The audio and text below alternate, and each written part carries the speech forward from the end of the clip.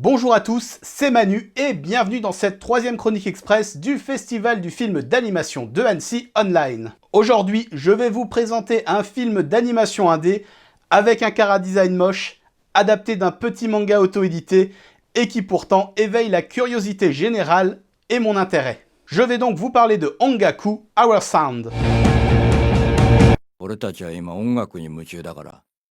C'est un film d'animation en 2D réalisé par Kenji Iwaisawa, produit par Rock'n'Roll Mountain et Tip Top et distribué en France par Eurozoom qui lui offre une sortie au cinéma en 2020. L'histoire porte sur un groupe de 3 petits délinquants lycéens qui, portés par une proposition du chef de la bande, décident de monter un groupe alors qu'ils n'ont aucune expérience musicale et n'ont jamais touché un instrument de leur vie. Pourtant, ils se retrouvent emportés par cette nouvelle passion qui les sort de leur train-train quotidien afin de vivre leur jeunesse en participant à un festival de musique. Le film est une adaptation du manga auto-édité Ongaku to Manga de Ohashi Hiroyuki qui reçut un bon accueil en 2005 et fut édité en 2009 par Ota Shopan. Le projet de long métrage débuta en 2012 lorsque le réalisateur décida d'adapter ce manga de façon totalement indépendante.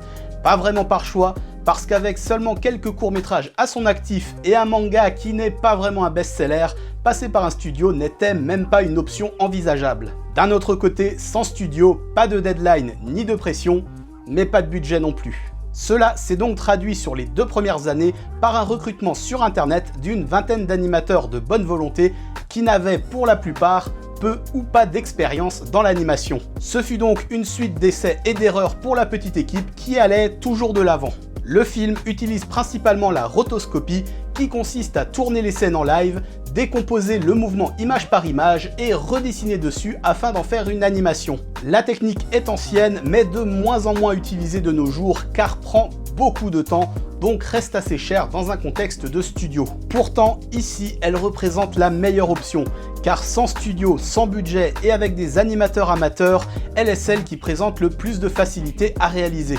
C'est juste long et chiant, mais faisable par n'importe qui avec un peu d'entraînement. Afin de produire son film, Kenji Iwaisawa a également quitté son travail et a vécu de petits boulots durant plusieurs années afin de concrétiser son rêve et lui permettre de montrer de quoi il est capable en tant que réalisateur. En fin de production, en 2018, une campagne de crowdfunding a été lancée afin de récolter l'argent nécessaire pour finir le film et permettre une diffusion au cinéma. Celle-ci s'est soldée par un succès atteignant un peu plus de 4 millions de yens, ce qui représente environ 33 000 €. Et pour un film musical, il faut bien sûr que je vous parle de la BO. Pour cet aspect, le réalisateur a contacté des artistes qui collaient à ce qu'il cherchait, ils lui ont envoyé des démos et leur a fait un retour sur ce qu'il désirait. La bande-son est donc portée par Tomohiko Banse, Grand Funk et Wataru Sawabe. Le thème du film est pour sa part la chanson Peter Rivers du groupe The Dress Code. Avec tout ça, je trouve que le processus de création du film est en totale osmose avec le propos de celui-ci, ce qui lui offre une vitalité et une fraîcheur que l'on ne voit que trop rarement aujourd'hui. Et c'est bien ce qui a plu au jury du Festival du film d'animation de Ottawa qui lui a décerné le premier prix en 2019. Bref, c'est un film que j'attends autant que Lupin Sensei, mais pour des raisons différentes. Plus proche du cœur et de l'envie de voir un travail de passionné parlant de passion dans un domaine qui m'est cher, la musique. C'est tout pour moi, si vous avez apprécié la vidéo, laissez-moi un bon petit pouce bleu et abonnez-vous à la chaîne. On se retrouve bientôt, matane!